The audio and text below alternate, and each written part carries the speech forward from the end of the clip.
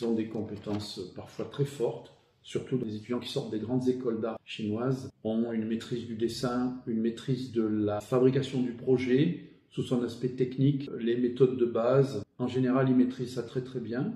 Moi, ce que j'admire beaucoup, c'est leur capacité à produire vite, y compris à produire vite dans des situations où ils ne disposent pas de tous les moyens qu'ils auraient souhaité. Donc, cette capacité à s'adapter, très forte, très impressionnante. Après, il y a une compétence en creux, on pourrait dire, une compétence qui manque un peu, c'est la capacité à maîtriser un univers théorique simple, proches d'eux-mêmes, parce que évidemment on sent que le rapport à la théorie est ou surévalué ou sous-évalué, mais d'arriver à trouver la bonne mesure pour que chaque étudiant ou étudiante fabrique son territoire, l'espace dans lequel il va pouvoir se développer. Donc, et aussi, d'une certaine façon, les amis artistes qui sont présents déjà dans l'histoire de l'art ou dans l'actualité de l'art encore plus, fabriquer leur famille artistique, là ils ont en général beaucoup de difficultés.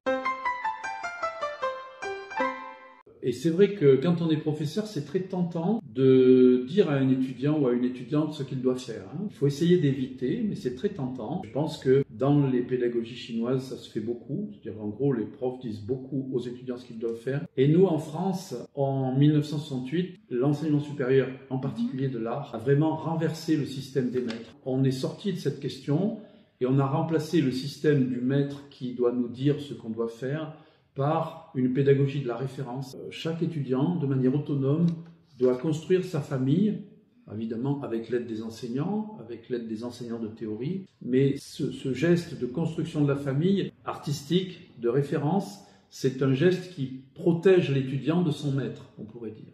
C'est un point faible et un point fort, c'est-à-dire que c'est très bien dans le monde de savoir se fixer des objectifs, par exemple par rapport à une consigne qui a été donnée, et de le réaliser. Mais la qualité principale que nous cherchons à développer pour des jeunes artistes dans les écoles d'art françaises, c'est quand même l'autonomie. Et l'autonomie théorique, c'est une chose très particulière à construire.